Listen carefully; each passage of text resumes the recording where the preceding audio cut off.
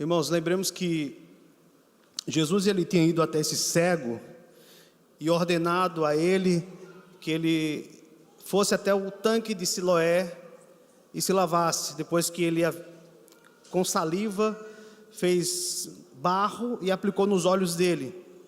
E quando o homem obedeceu a ordem de Jesus, creu nas palavras de Cristo, seus olhos se abriram depois que ele lavou no tanque de Siloé. Tanque de Siloé, que significa o enviado. Então, o cego, ele creu no enviado e ele passou a enxergar pela primeira vez na sua vida. E depois, ali ao retornar, os seus vizinhos ficaram cheios de curiosidade. Eles ficaram espantados, sem saber o que pensar. E eles então decidiram que levaria até os fariseus aquele homem, para que aquele homem fosse então interrogado. E aqui, meus irmãos, nós temos o segundo interrogatório, porque o primeiro foi pelo povo, o povo ali que ficou surpreso com a cura. Agora, então os vizinhos desse cego, ex-cego, o conduz até os fariseus, e João ele vai esboçar aqui, irmãos, o verdadeiro retrato dos fariseus. Ele vai mostrar de fato quem eram esses homens. Então vamos ler a partir do versículo 13, para entendermos melhor esse segundo interrogatório, onde a verdadeira face dos fariseus será revelada. Diz assim a santa e inerrante palavra do nosso Deus: levaram, pois, aos fariseus o que dantes fora cego, e era sábado, o dia em que Jesus fez o lodo e lhe abriu os olhos. Então os fariseus, por sua vez, lhe perguntaram como chegar a ver, ao que lhes respondeu: aplicou lodo aos meus olhos, lavei-me e estou vendo. Por isso alguns dos fariseus diziam: esse homem não é de Deus, porque não guarda o sábado. Diziam outros: como pode um homem pecador fazer tamanhos sinais? E houve dissensão entre eles. De novo perguntaram ao cego: que dizes tu a respeito dele, visto que te abriu os olhos? Que é profeta, respondeu ele. Não acreditaram os judeus que ele fora cego e que agora via, enquanto não lhe chamaram os pais e os interrogaram: é este o vosso filho, de quem dizeis que nasceu cego? Como, pois, vê agora? Então os pais responderam: sabemos que este é nosso filho e que nasceu cego, mas não sabemos como vê agora. Ou quem lhe abriu os olhos também não sabemos. Perguntai a ele, idade tem, falará de si mesmo. Isto disseram seus pais, porque estavam com medo dos fariseus ou dos judeus, pois estes já haviam assentado que se alguém confessasse ser Jesus o Cristo, fosse expulso, excomungado da sinagoga. Por isso é que disseram os pais: ele idade tem, interrogai-o. Até aí. Senhor, estamos à tua dependência nessa noite para ouvirmos a pregação da tua palavra. Ó Deus, tu conheces nosso coração, o que se passa nele. Não há nada que possamos esconder de ti, Senhor. E certamente nessa noite, através da pregação da tua palavra, o Senhor falará conosco. Certamente o Senhor, ó Deus, usará essa pregação para nos trazer arrependimento. Usará essa pregação, ó Deus, para nos confrontar. Usará essa pregação para edificar o teu povo. Usará essa pregação para glorificar o teu nome, ó Deus. Estamos à tua dependência e como servo teu, como um vaso, te peço que me capacite nessa noite, Deus, em nome de Jesus. Amém. Imagine, irmãos, um um espelho mágico, como naqueles filmes de conto de fadas, que muitos que estão aqui já puderam assistir. Quando alguém olhava para aquele espelho, ele não apenas refletia a imagem da pessoa, mas esse espelho mágico dos contos de fadas, ele revelava a verdadeira essência do coração da pessoa. Ao contrário dos espelhos comuns, que mostram apenas o exterior, este espelho, ele revelava as intenções, as motivações, a autenticidade da alma. Meus irmãos, no Evangelho de João, Jesus realiza um milagre que funciona como esse espelho aqui.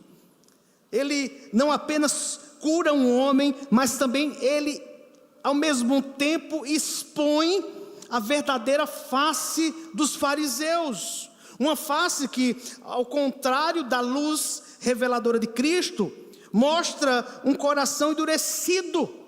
Aqueles homens viviam na cegueira espiritual, eram hipócritas.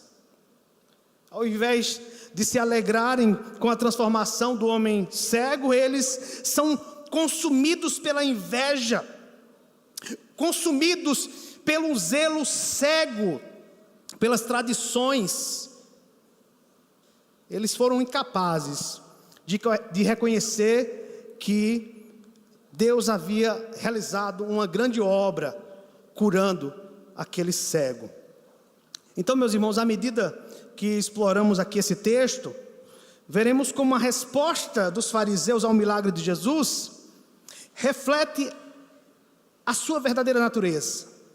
Assim como um espelho revela a verdade de nossa aparência, o milagre de Jesus revela a verdade sobre o coração destes homens. E de fato, vocês vão observar que revelará também muito do que está dentro do nosso coração. O nosso tema, meus irmãos, é a verdadeira face dos fariseus. Então, em primeiro lugar, deixe sua Bíblia aberta, observe o primeiro ponto, está muito claro aí, nesses versículos. Esses homens, eles possuíam mentes distorcidas. Desde o início, irmãos, a preocupação destes homens não se concentrava no que havia acontecido, mas quando havia acontecido o milagre. Veja o versículo 14. E era sábado, o dia em que Jesus fez o lodo, ou barro, e lhe abriu os olhos. Por esse motivo, o inquérito aqui, rapidamente se transformou em uma inquisição. Irmãos, o fato é que Jesus, ele não violou a lei de Deus, ele não violou o quarto mandamento, mas Jesus violou sim a lei dos fariseus. A lei de Deus ensina em Êxodo 20:10 que nós devemos guardar o quarto mandamento, porque no sétimo dia Deus descansou, e Deus orientou o povo a não fazer nenhum tipo de trabalho. Então o povo deveria reservar o sétimo dia para descansar de todas as obras das suas mãos. Todos deveriam parar. Veja, o mandamento era esse. No entanto, os fariseus, eles se encarregaram de definir em detalhes minuciosos o que era e o que não era trabalho. Foi a tradição rabínica, porque naquela época existiam duas tradições, rabínicas, de Hillel e de Shammai. Foram essas tradições que fizeram ali um documento onde eles haviam definido 39 artigos ou categorias e atividades que eram proibidos de alguém realizar no dia de sábado, porque isso seria uma violação da lei, mas não da lei de Deus, da lei que eles inventaram, da tradição. Veja, ao curar o cego, Jesus, ele violou a lei dos fariseus de 3 maneiras. A primeira foi quando ele cuspiu no chão e fez uma espécie de lodo ou de uma bola de barro para passar nos olhos do cego. E para a lei dos fariseus, o ato de alguém fazer barro no dia de sábado era considerado como trabalho. Jesus não poderia ter feito isso, ele estava trabalhando, isso era proibido de acordo com a lei dos fariseus.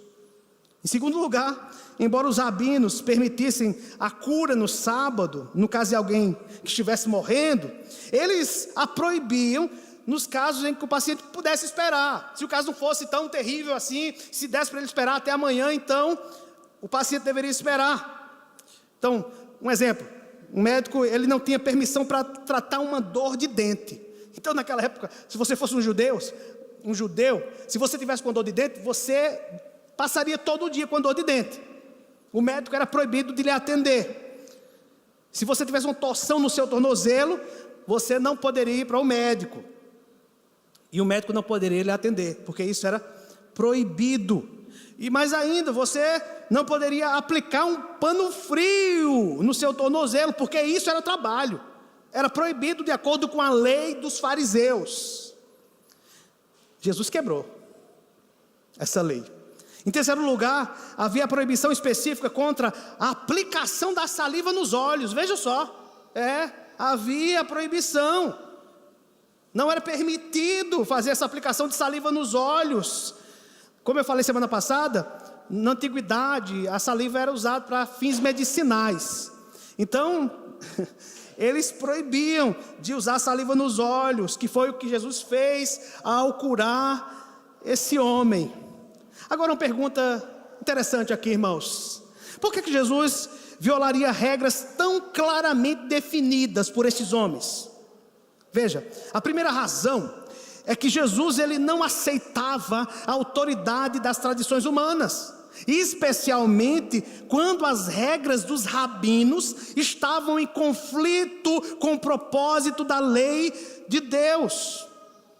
Portanto, Jesus não apenas ignorou, mas contrariou abertamente as regras, as leis, as tradições dos fariseus. Ele pode até ter colocado o barro nos olhos do cego, de propósito, especificamente para desafiar publicamente os fariseus. Irmãos, as pessoas sempre têm a tendência de criar suas próprias regras como uma forma de se considerarem justas por suas obras. Isso não era só o caso dos fariseus, é o caso também de muitas pessoas nos nossos dias. Muitos cristãos criam regras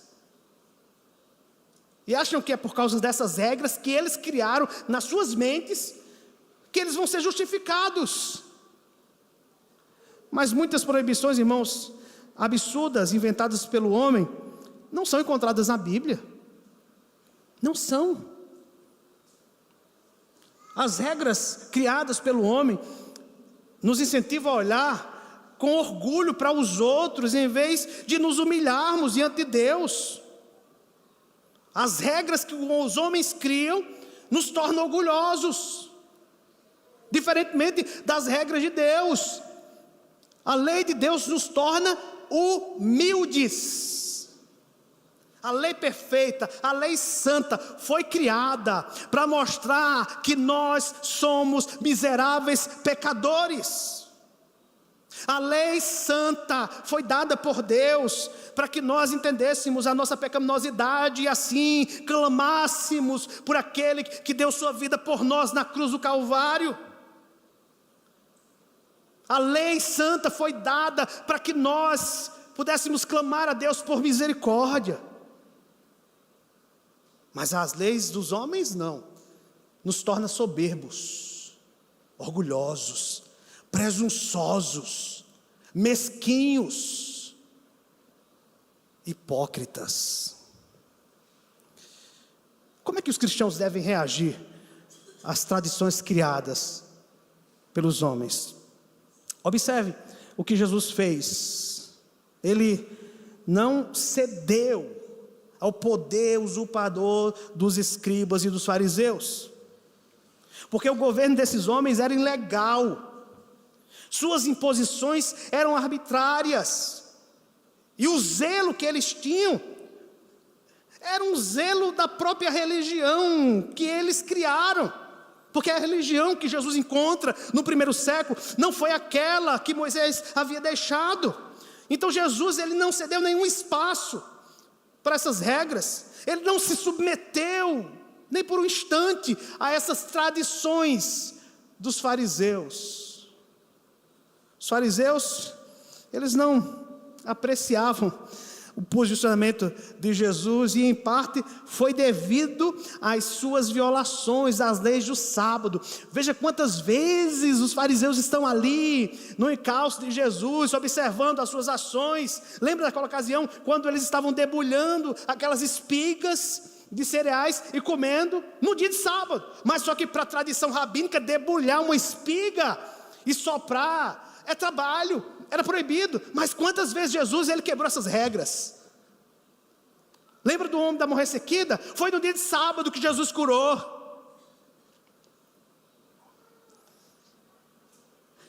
Estes homens, eles enfrentavam aqui um problema, pois apesar de terem criticado Jesus por violar suas regras, veja, Jesus, ele demonstrou ao curar o homem cego o poder divino. Então esses homens aqui estavam com um problema para resolver. Era inegável que aquele homem havia sido curado.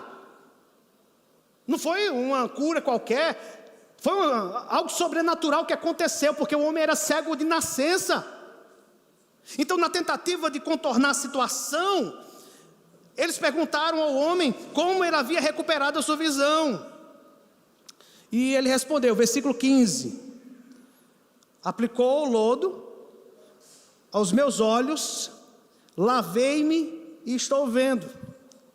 Portanto, antes que os fariseus pudessem condenar Jesus, eles tinham que explicar sobre a capacidade de Jesus de restaurar a visão a um cego de nascença.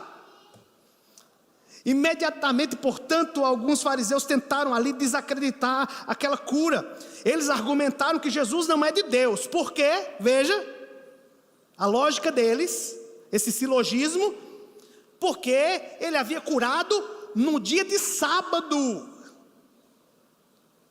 E outros diziam, como pode um homem pecador? Foi mais ou menos assim, o outro grupo de fariseus, quando ouviu do outro grupo, não é? Que disse, olha, ele é um pecador, quebrou a lei, curou no sábado. E o outro grupo disse, não, calma. Como é que um homem faz um grande sinal como esse, e vocês dizem que ele não é de Deus? Então houve aqui uma dissensão entre eles. Um lado argumentou que como todas as pessoas que vêm de Deus, guardam, não é, o sábado, e Jesus havia quebrado. Então ele não poderia ser de Deus. E do outro lado, aqueles que diziam, não, ele realizou uma grande obra, e essa obra certamente foi divina. Então, isso indica que esse homem é de Deus.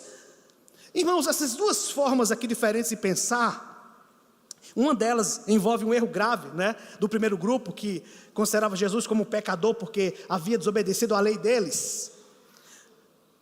Produziu aqui duas atitudes diferentes em relação a Jesus. Os fariseus não estavam errados em investigar aquele milagre. Não era errado fazer isso. Sabe por quê? Porque tanto no Antigo Testamento como no Novo Testamento, nós temos orientações de investigarmos se aquele sinal, aquele milagre, aquele prodígio vem de Deus ou não.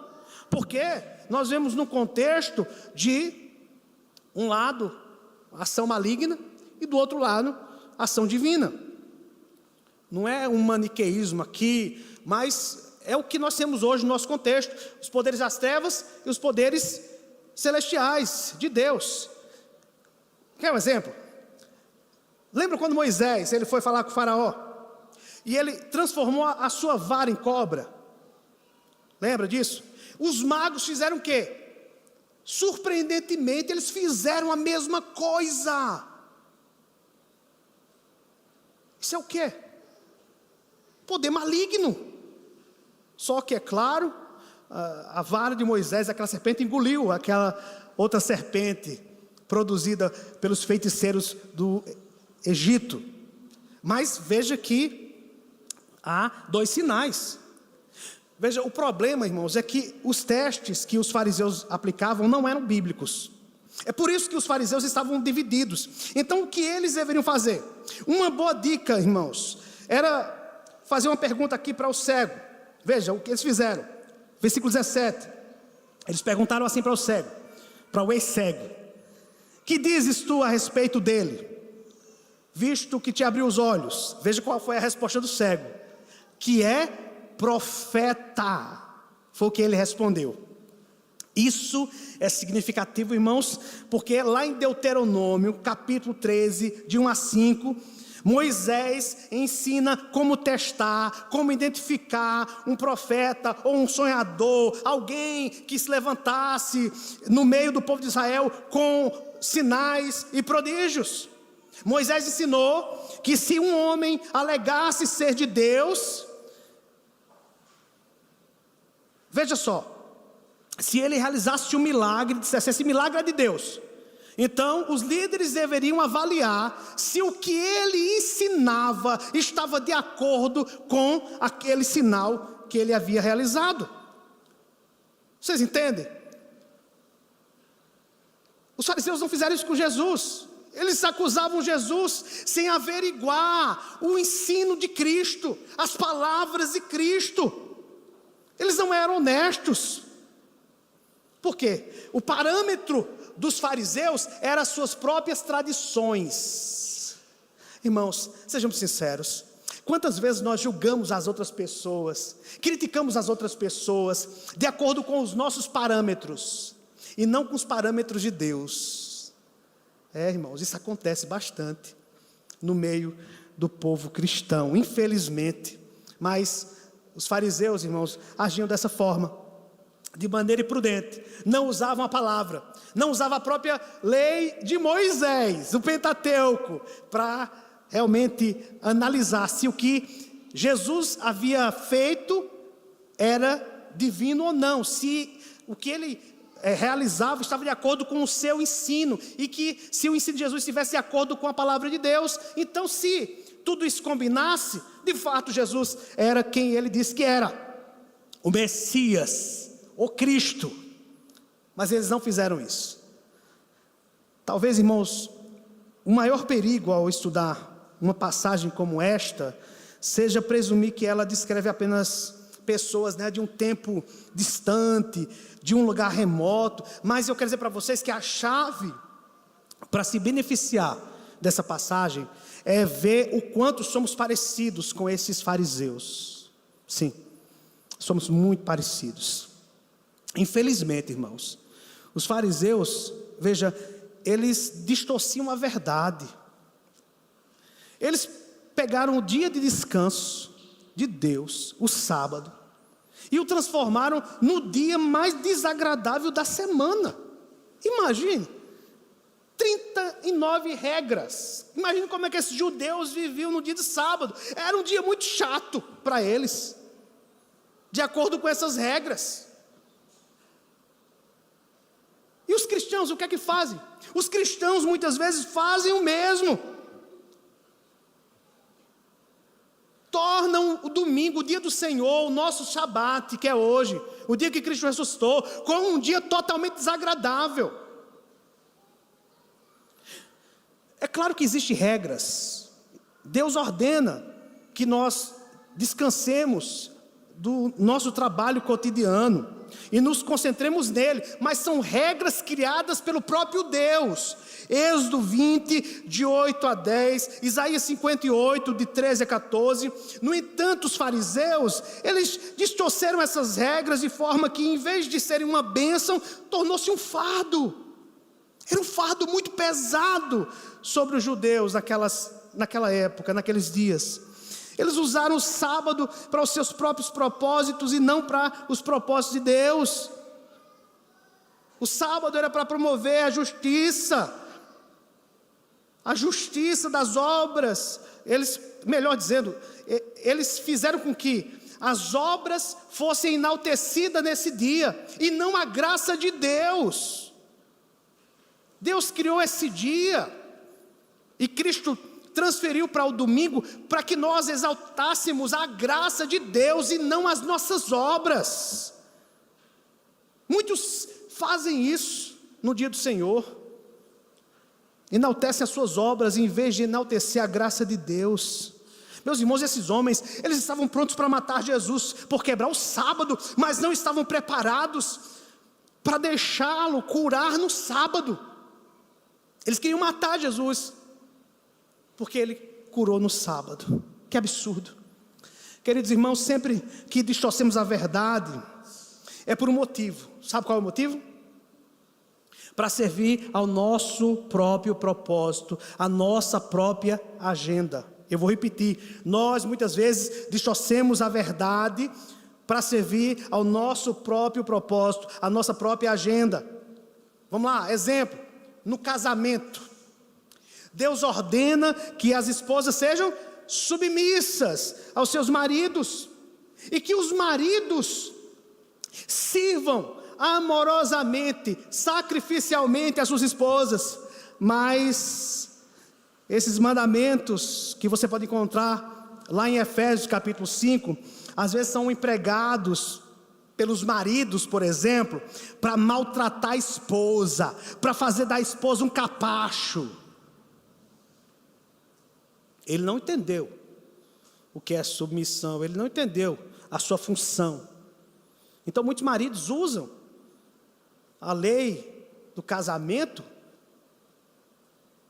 para maltratar a esposa. E às vezes as esposas, elas distorcem o mandamento para controlar os seus maridos.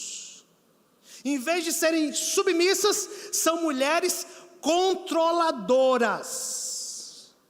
Maridos carrascos e mulheres controladoras.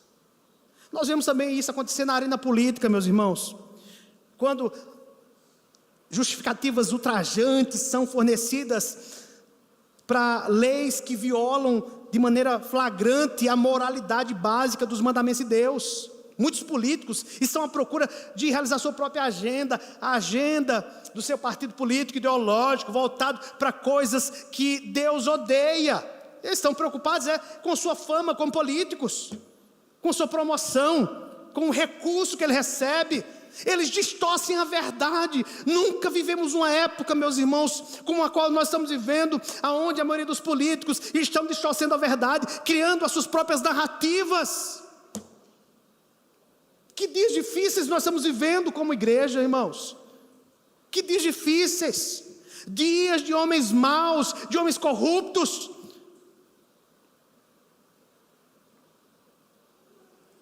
Esses homens estão preocupados com suas próprias carreiras.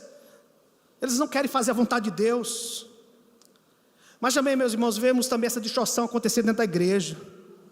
Enquanto os fariseus distorciam a lei do sábado, tornando-a um fardo, muitos cristãos hoje a distorcem, simplesmente ignorando-a, ou negando-a, apesar de ser um dos 10 mandamentos. É muito triste ver cristãos dizendo assim: não, para que guardar um dia? Não, a lei foi abolida, os 10 mandamentos não existem mais. Que absurdo! Claro que a lei continua, os 10 mandamentos.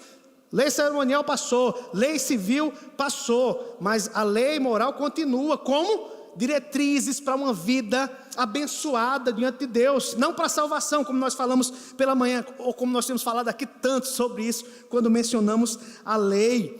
O que acontece é que muitos cristãos não estão preocupados em obedecer a palavra. Eles querem aproveitar o domingo, o dia do Senhor, para ir para o shopping, para ir para a piscina, né? Para o clube, enfim, fazer aquilo que o seu coração deseja. E se por um acaso tiver um tempinho, ele vai para a igreja. E quando vem para a igreja, vem cansado. Depois de 30 minutos de pregação, ele já está cochilando na igreja, reclamando porque o culto está demorando. Porque essas pessoas estão preocupadas não é com a agenda de Deus, mas estão preocupadas com suas agendas mundanas, com suas recreações mundanas. Distorcem a palavra de Deus, omitem, negam a palavra de Deus. Irmãos, a pergunta que todos nós devemos fazer é: onde é que eu posso estar distorcendo a verdade? Onde é que você pode estar distorcendo a verdade? O lugar, escute bem, o lugar onde a encontraremos é o pecado, irmãos, que queremos justificar. Quando você tenta justificar o seu pecado, você está distorcendo a verdade. Mas a nossa natureza caída sempre tende a isso, a querer justificar os erros. O dever que queremos negligenciar é uma distorção da verdade. O amor que queremos reter é uma distorção da verdade quando você não ama. Ou a situação que queremos controlar é uma distorção da verdade. Em segundo lugar, estes homens, eles possuem corações frios, insensíveis. Isso, irmãos, fica evidente na ausência de alegria por parte dos fariseus em relação à bênção que o cego havia recebido. Em nenhum lugar esses homens demonstram o menor apreço pelo fato maravilhoso de um homem que nasceu cego ter recebido a visão.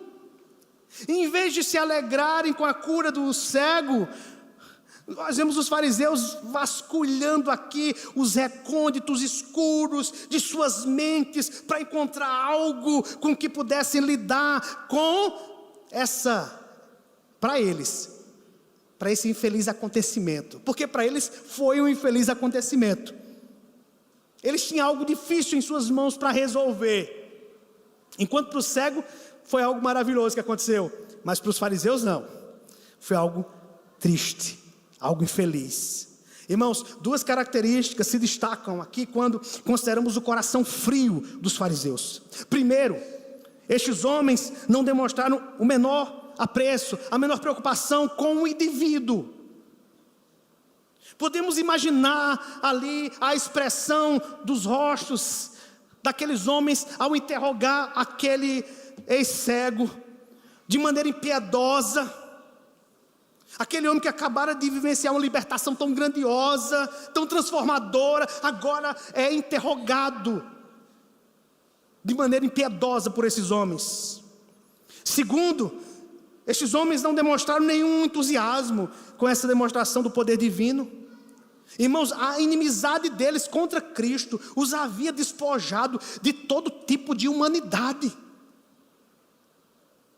Para sustentar sua acusação contra Jesus, os fariseus passaram então a interrogar os pais do homem que havia sido cego. Veja, irmãos, a cura, sendo um problema significativo aqui para eles, fez com que os fariseus se empenhassem a encontrar uma solução, ou pelo menos desacreditar as evidências que confirmavam o milagre.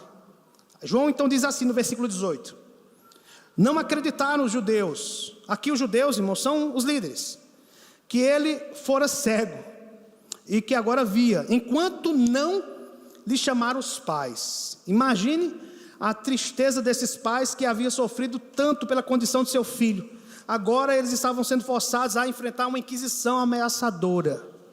João então testemunha o medo desses pais, porque os líderes religiosos já haviam decidido que se qualquer pessoa, qualquer judeu, confessasse que Jesus era o Cristo, esse judeu seria excomungado, seria expulso da sinagoga, perderia todos os seus direitos.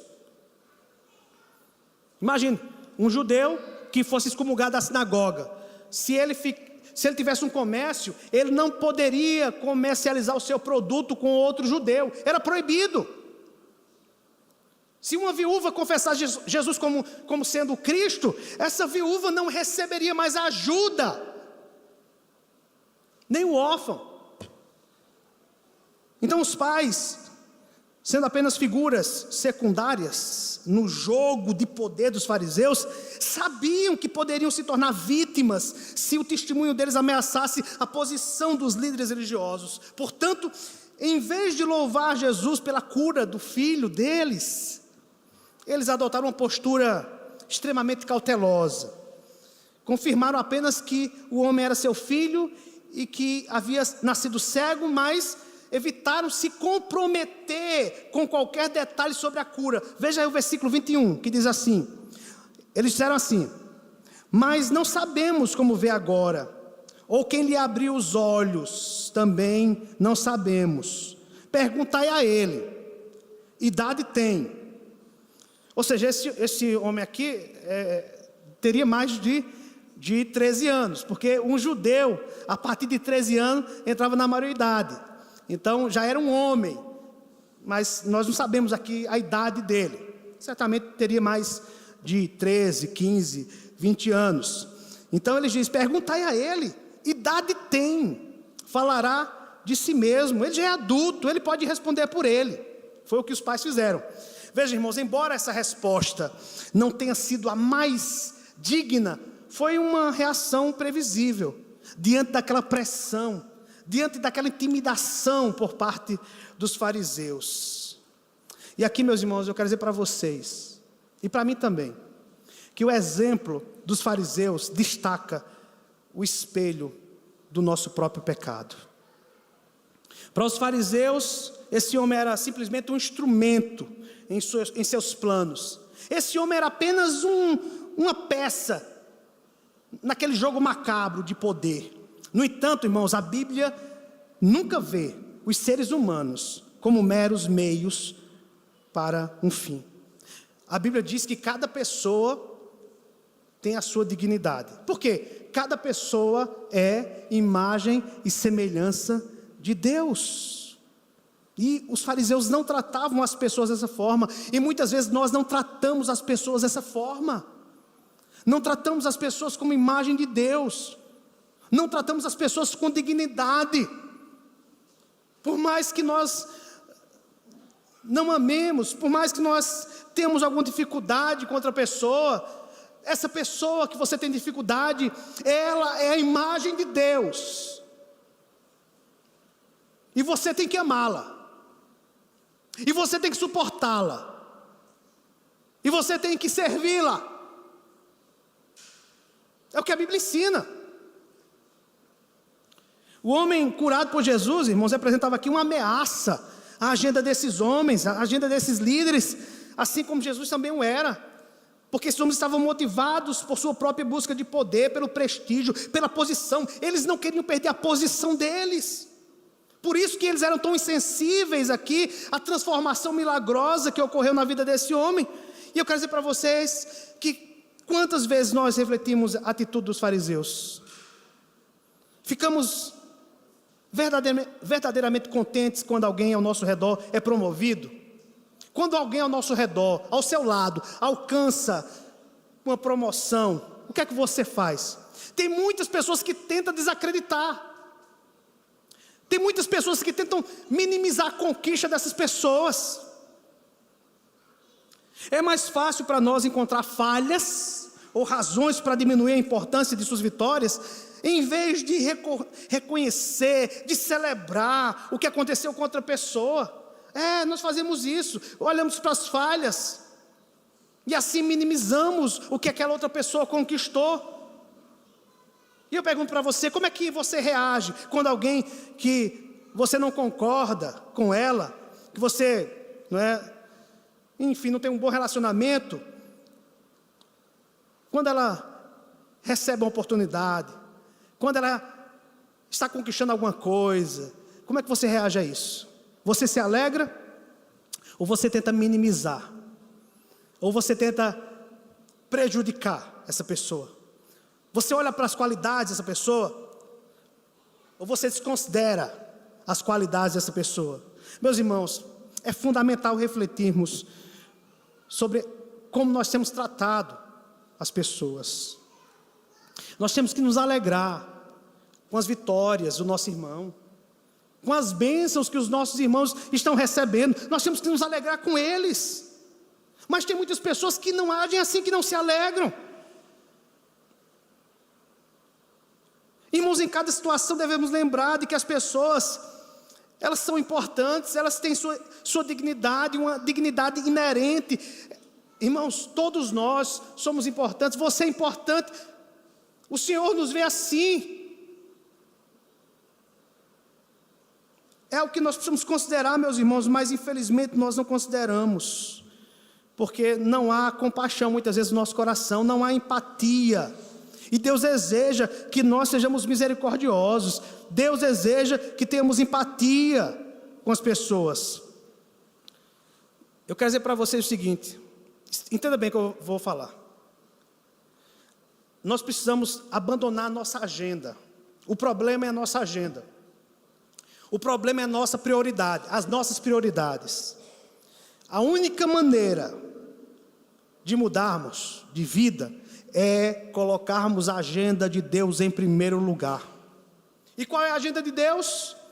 Jesus a resumiu em 2 grandes mandamentos: amar a Deus e ao próximo. Essa é a agenda de Deus. Amar a Deus, as 4 tábuas, os 4 mandamentos da primeira tábua. Amar o próximo, os 6 mandamentos da segunda tábua. Essa é a prioridade de Deus. Essa deve ser também a nossa prioridade. Amar a Deus e ao próximo. Mas o problema é que frequentemente amamos mais a nós mesmos, em vez de amar a Deus. E por isso nós não amamos o próximo como deveríamos. Meus irmãos, Jesus precisa ser o centro da nossa vida. Eu pergunto para você nessa noite: Jesus é o centro da sua vida? Jesus é o centro da sua vida? As suas obras demonstram isso? Que Jesus é o centro da sua vida? Porque se Jesus não é o centro da sua vida, você não vai andar de conformidade com a agenda de Deus. Porque Jesus é quem nos concede amor por Deus e amor uns pelos outros. É a fé em Cristo que produzirá em nós o cumprimento desses 2 grandes mandamentos, que resumem os 10 mandamentos. É por isso, meus irmãos, que Paulo disse: a única coisa que conta é a fé, que se manifesta pelo amor. Terceiro, esses homens, eles possuem vontades obstinadas, vontades endurecidas. Isso fica muito claro quando você olha para o versículo 18. Não acreditaram os judeus que ele fora cego, e que agora via, enquanto não lhe chamaram os pais. Agora o versículo 22. Veja, esse é o ponto aqui. Que os pais agiram da maneira como agiram, com medo dos líderes. Se alguém confessasse que Jesus era o Cristo, deveria ser expulso da sinagoga. Uma pergunta aqui: por que que os fariseus rejeitaram Jesus de maneira tão obstinada, apesar do poder que ele possuía? Veja, irmãos, a razão é que eles rejeitavam o tipo de Salvador que Jesus era. Eles não queriam um Salvador como Jesus. Eles não queriam. Eles ficaram ressentidos. Por isso, nós vemos aqui uma imagem do coração desses homens. Eles estavam ressentidos porque Jesus curou, porque Jesus demonstrou ser o Cristo. Pois esses homens, eles queriam ser confirmados por Deus, por seus próprios méritos. Eles não queriam ser perdoados por meio desse Salvador aqui. Da mesma forma, eu posso dizer que as pessoas hoje se opõem a Jesus pelos mesmos motivos. Muitos não estão dispostos a confessar seus pecados diante de Deus, não estão dispostos a reconhecer Jesus como Ele é, Senhor, Salvador. Hoje muitas pessoas, bilhões de pessoas, resistem à ideia do Cordeiro de Deus que morreu pelos nossos pecados, porque isso exigiria dessas pessoas uma profunda admissão de culpa.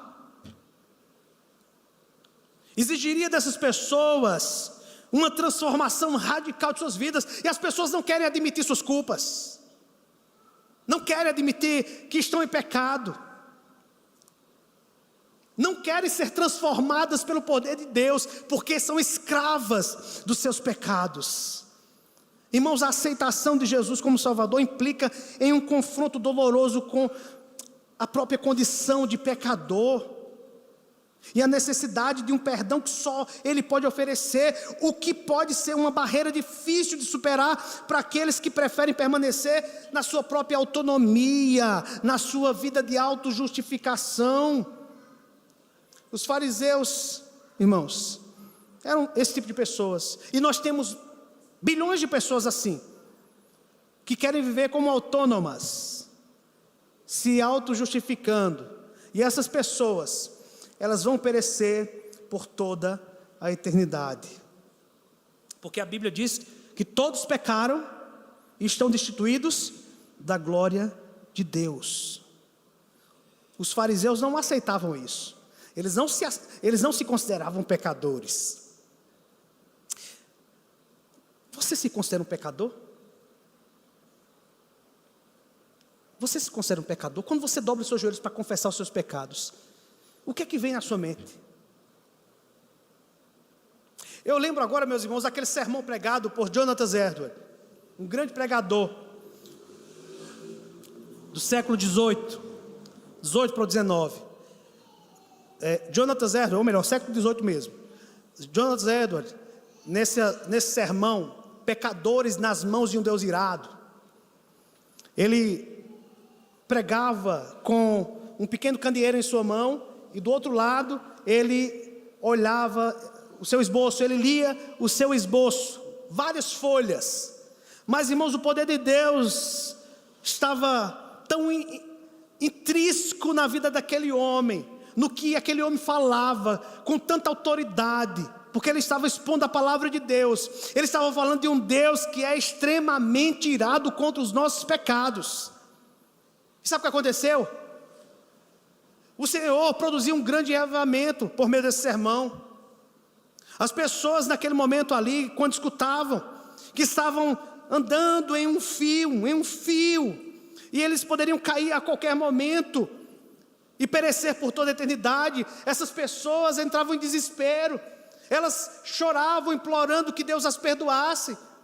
Ao mesmo tempo, Jonathan Edwards, ele apontava para Cristo, e as pessoas, elas caíam em pranto, não com histeria, como acontece nos meios pentecostais, mas essas pessoas caíam humilhadas, reconhecendo que eram pecadores miseráveis, que haviam quebrado a lei de um Deus santo, santo, santo, e que mereciam o inferno.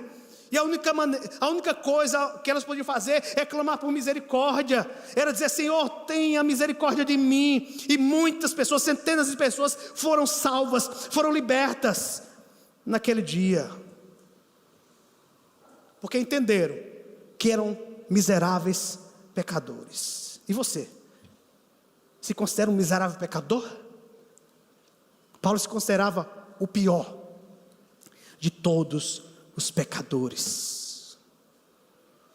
É por isso que Jesus, ele afirmou que aqueles que o seguem conhecerão a verdade. Conhecereis a verdade, e a verdade vos libertará.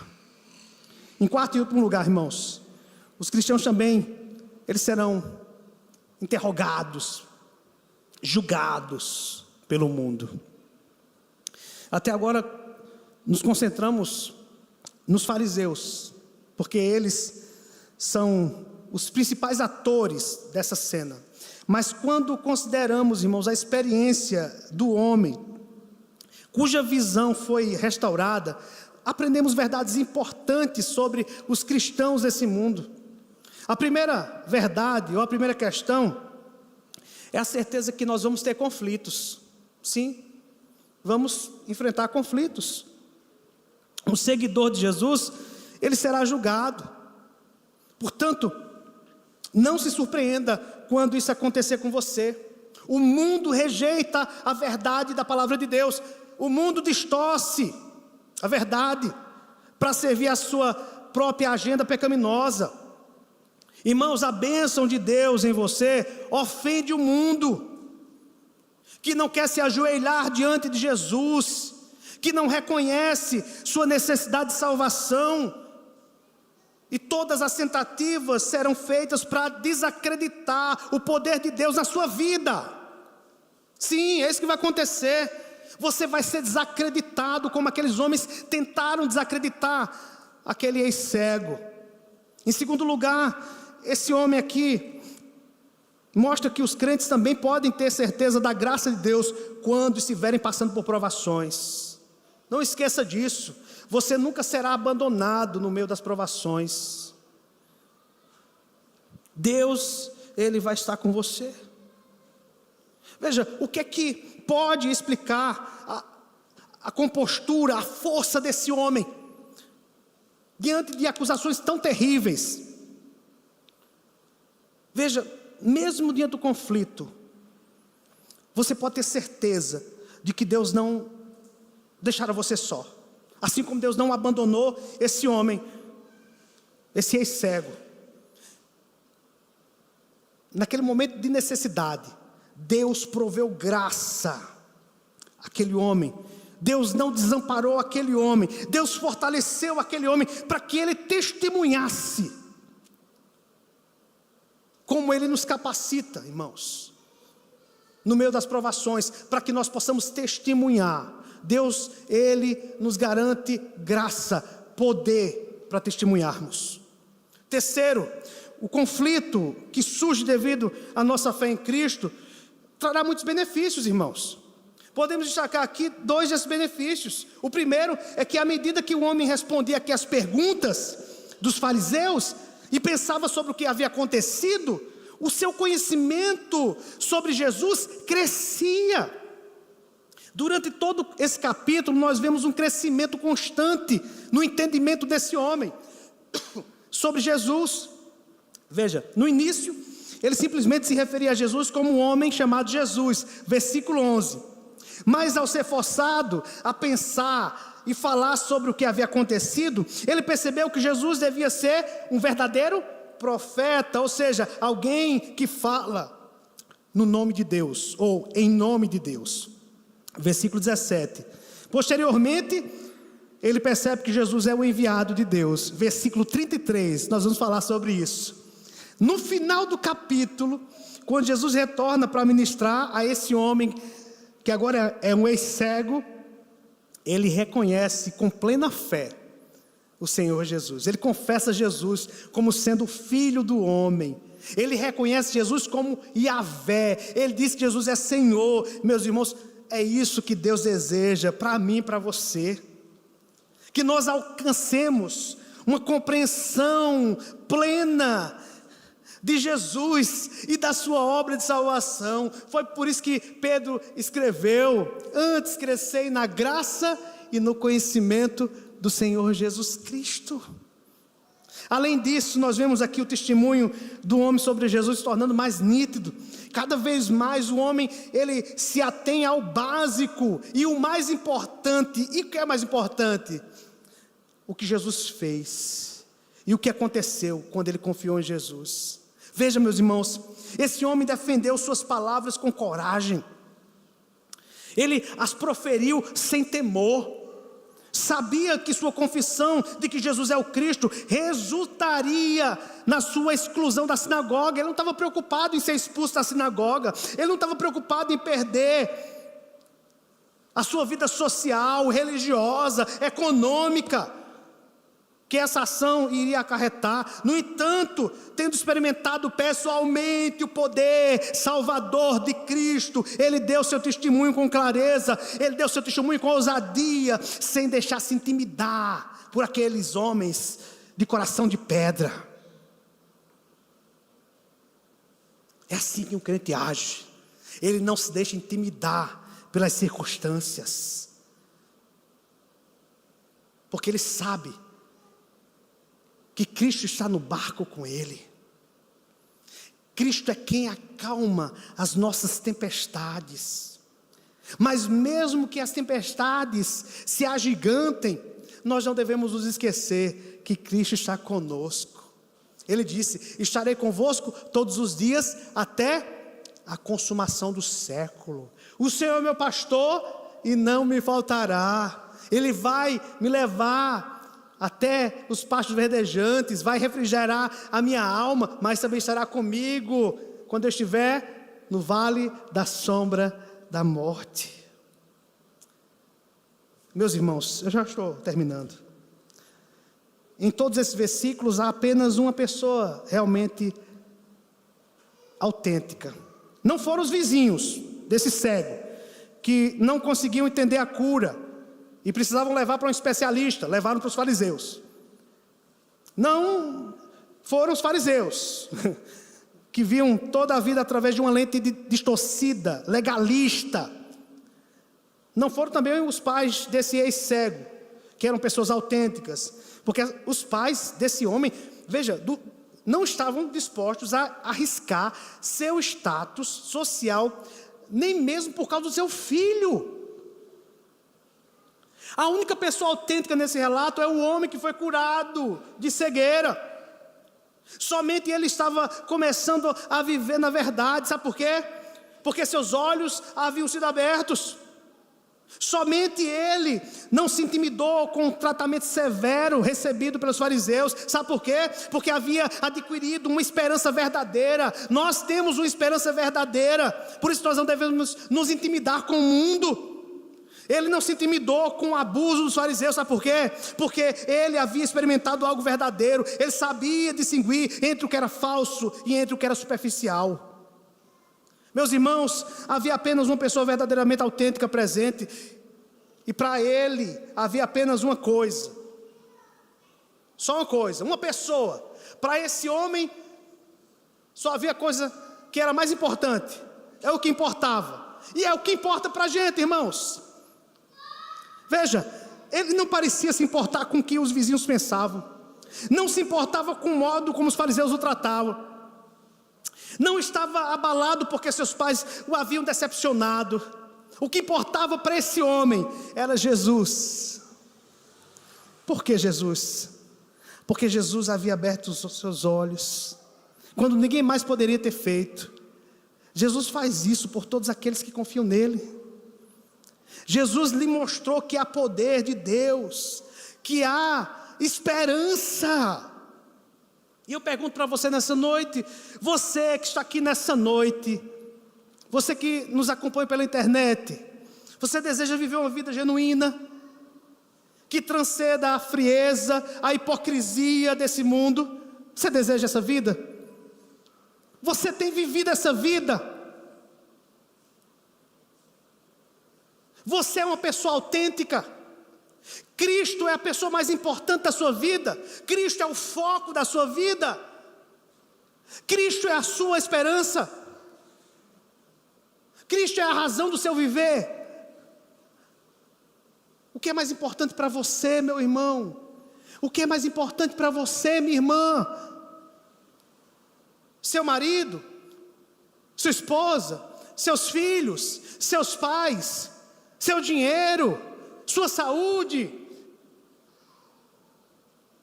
O mais importante é ter Cristo, irmãos. O mais importante é o que Cristo fez em nós, por nós. Ele nos tirou da cegueira espiritual. Ele tirou o véu que estava sobre a nossa mente. Hoje nós conhecemos a verdade. A cada dia nós crescemos nessa verdade. Então eu digo para você, essas são as minhas últimas palavras nesse domingo. Para alcançar essa vida, Você precisará abandonar a preocupação com as opiniões alheias. Você vai precisar abandonar as adversidades, a vida. Pare de se preocupar com os problemas, com o sentimento de exclusão. Se você fizer de Jesus o centro absoluto da sua vida, Ele vai iluminar os seus olhos, Ele vai guiá-lo para fora das trevas, e Ele vai revelar para você um caminho de verdadeira clareza e de propósito, porque é isso que todos procuram, propósito. Só estando em Cristo é que nós teremos propósito. Ele é a razão da nossa existência, meus irmãos. Que Ele seja o centro da nossa vida, que Ele seja o centro do seu casamento, que Ele seja o centro da criação dos seus filhos, que Ele seja o centro dos seus negócios, que Ele seja o centro na igreja presbiteriana 1º de maio, em nome de Jesus, amém. Que Deus nos abençoe, irmãos.